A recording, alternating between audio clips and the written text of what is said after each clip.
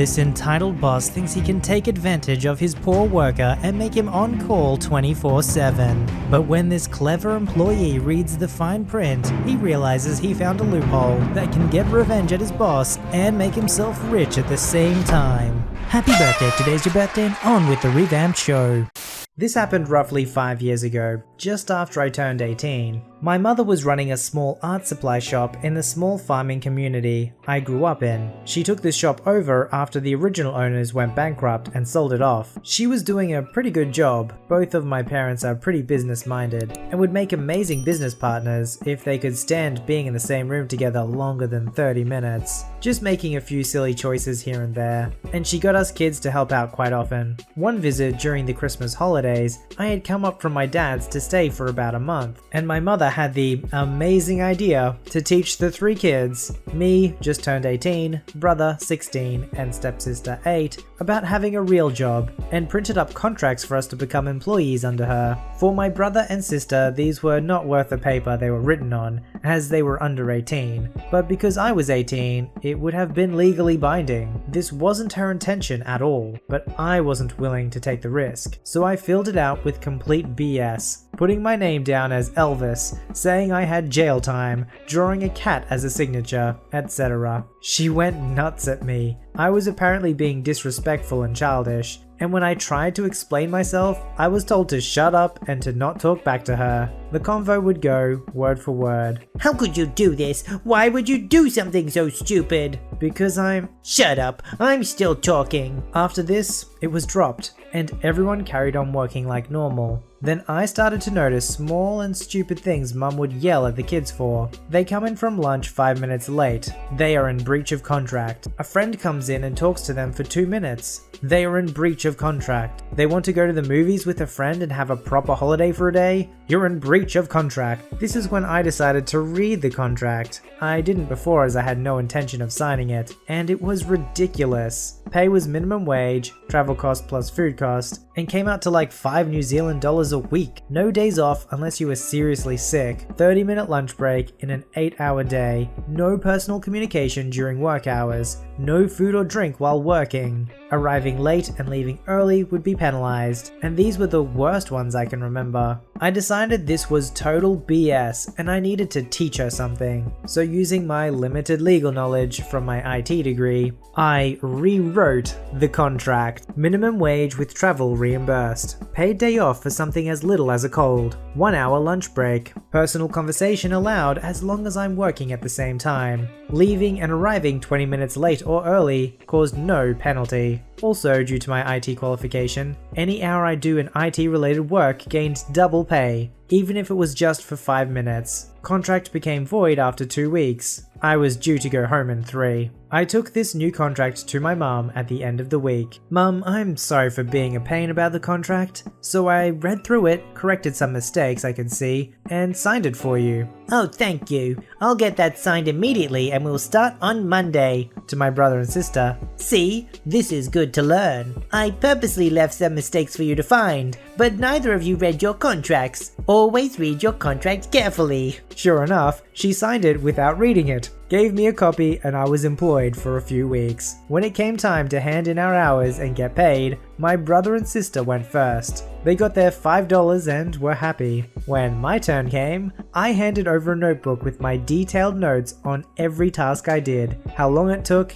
and at the end, a bill for about $300. I had done a lot of IT work and overtime to fix her work computer. She handed my $5. This looks a bit light. No, you get $5 because... She goes through the rundown of the old contract's billing. Yes, but that's their contract, not mine. Check the notebook and contract. Mum checks the notebook, getting gradually more ticked off. I'm not paying this is ridiculous! But you signed the contract. You agreed to it. Hands her a copy of the signed contract. She reads the contract, then refuses to pay it, as she is my mother and this is stupid, and rips it up. Then leaving with my siblings, leaving me to make my own way home. I got a ride home in a cop car. I asked a favor at the station, since I wanted my mother to learn a lesson, but I didn't want to go to court or anything. She was told that the law is on my side. Me and my mother are both over 18, and the contract is legally binding. She can either pay me the $300, or I can take her to court over refusing to pay an employee. I got the $300. We didn't speak for over a year. My dad and Nana laughed with me when I told them. Moral of the story, always read a contract before signing it. I do wonder if the siblings really did learn their lesson, not because they were forced to do this task their parents wanted, signing this contract, blah blah blah, but more because they saw that their mum was a complete hypocrite. She didn't read her own contract, and she wasn't holding to the contract that she signed and agreed to.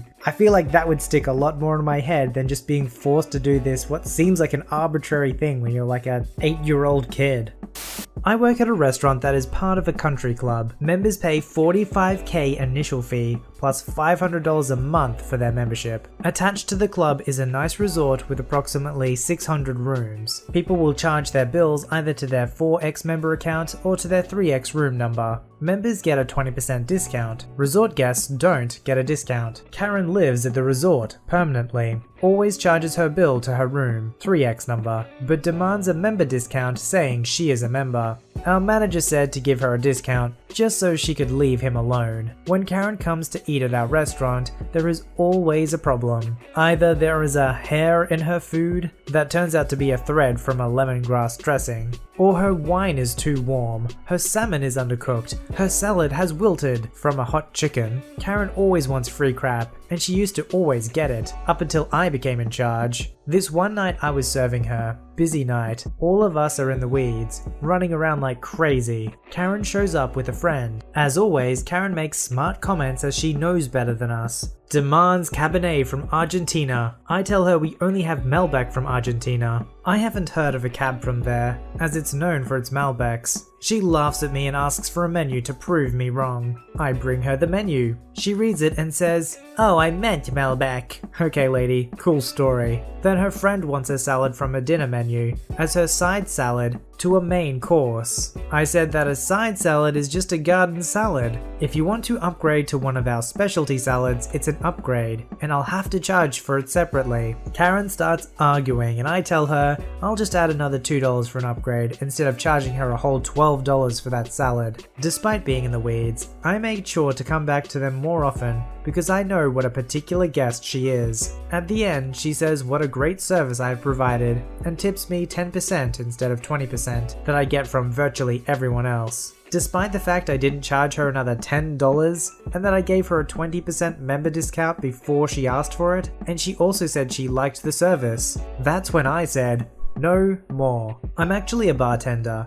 and therefore I'm in charge when the manager is not there. Now that he quit, it's only me and another bartender that are in charge of the FOH until we get a new manager. Every member of the staff is sick and tired of Karen because we've all had the pleasure to serve her. I told everyone not to give her a discount anymore and refer her to me if she protests. Sure enough, next time she comes in, there is something wrong with her salad. She wants it off the bill. We refuse. Her Sauvignon Blanc is again too warm, even though it came straight from the cooler and into a chilled glass. She then wants her member discount and writes down her room number. Server asks her for her member number, but she won't give it to him and says she is a member. And that's when I step in. I say, "Ma'am, we will be glad to take 20% off your bill if you can provide your 4-digit number for your member account so we can tie to something." She goes, "My boyfriend has an account and I don't know the number and he is not answering my text." I say, "Not a problem, I can look him up by his name." She mumbles a name that I can't hear. I ask her to write it down and she scribbles something on a coaster. I say, "Ma'am, I can't read this, and if I can't find it, I can't give you a discount." So she gives me a made-up name, Thomas Jake. Okay lady. I punch this name into a system multiple different ways and there is no such person. Figures. I know all members by name, and I don't know this guy. I go back and tell her I couldn't find him, and if she gets his account number from him, I'll try that. She scuffs and says that she will pay the bill in full this time, leaving her server a 0 tip. Now I know it's petty of me to seek revenge over a 10% tip because she did tip me and I should be grateful for anything, but it angers me that she demanded a member discount every time. Members paid over $45,000 to get that discount, but she wants it for free. At the end of the day, she wasn't supposed to get a discount at all. Plus, she was always mean to her servers and always wanted freebies, which is the type of customer we dislike the most in a restaurant business. The restaurant actually lost money by having her, so she didn't do us any favors by coming in. We all hope she is never coming back. All I did was follow the rules.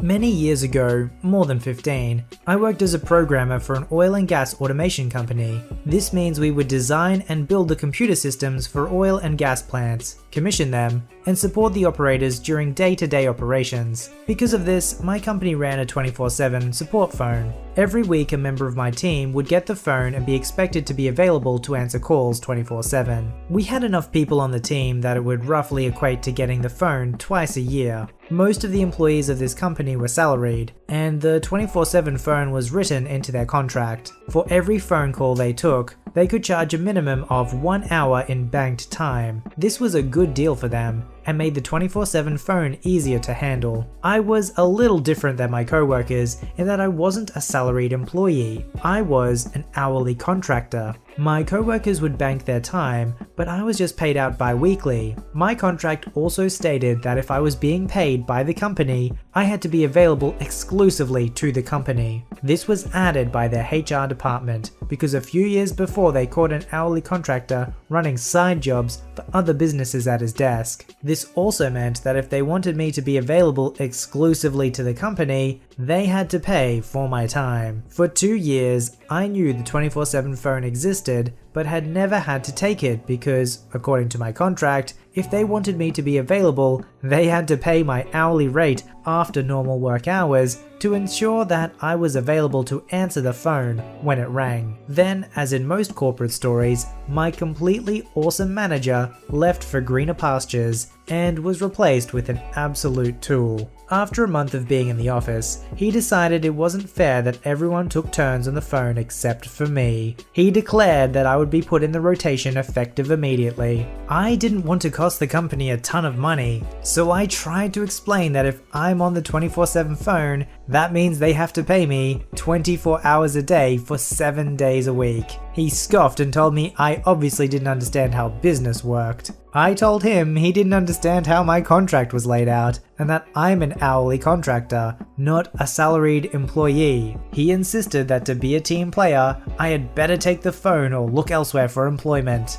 I didn't want to seem like I wasn't a team player, so I accepted the phone and started my clock. 7 days later, I handed the phone off to the next guy and submitted my bi-weekly invoice. It came out to just over $10,000, with $8,400 being just that 1 week of having the phone. I waited about 15 minutes before I was pulled into the manager's office. When I arrived, the manager, the head of HR, and the manager's boss, the head of the department, were there with my most recent invoice sitting on the desk. The department head just looked at me and asked what the heck I was thinking when I gave them that invoice. I explained that the new manager insisted I take the 24/7 phone, even though my contract clearly stipulates that if the company wants me available 24/7, they have to pay for every minute I have the phone. The new manager became redder with every word. When I was finished, the department manager turned to him and asked him why he didn't know this, since it's common knowledge that no contractors are ever put in that kind of position. As he was stuttering for an answer, the department head dismissed me and told me to expect my check at the usual time. The best part? During the entire week I had the 24/7 phone, it only rang twice, both during work hours and both calls asking for a specific person in the department. All I had to do was give them a phone number. Those 2 3-minute phone calls cost that company $4,200 each. After that, the new manager pretended I didn't exist and refused to talk to me for 3 months until he was moved to sales in a different department. I was at the company for another 2 years and never saw that phone again. I don't know what the manager was thinking, but he must have just thought, well, this lazy guy doesn't have one of these phones, so let's get him one right now. This is ridiculous. And even though he was warned, look, I'm a contractor, this is going to be billed, he must have thought it was a bluff. That's a pretty expensive mistake. I'm surprised that he kept his job.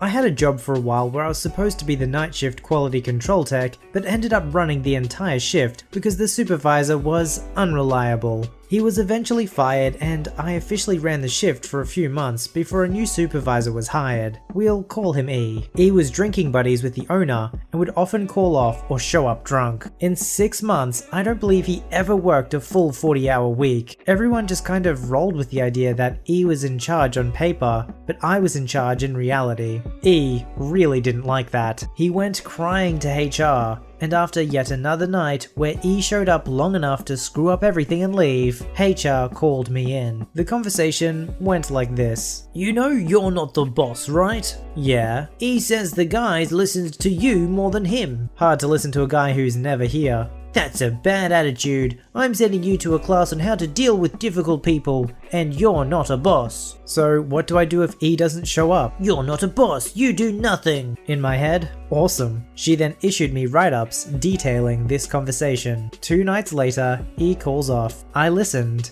The second shift supervisor calls me into the office to tell me what's going on and have me set the schedule. I'm not a boss. He asks me if I'm going to call the production manager. I told him to. No answer. Big surprise.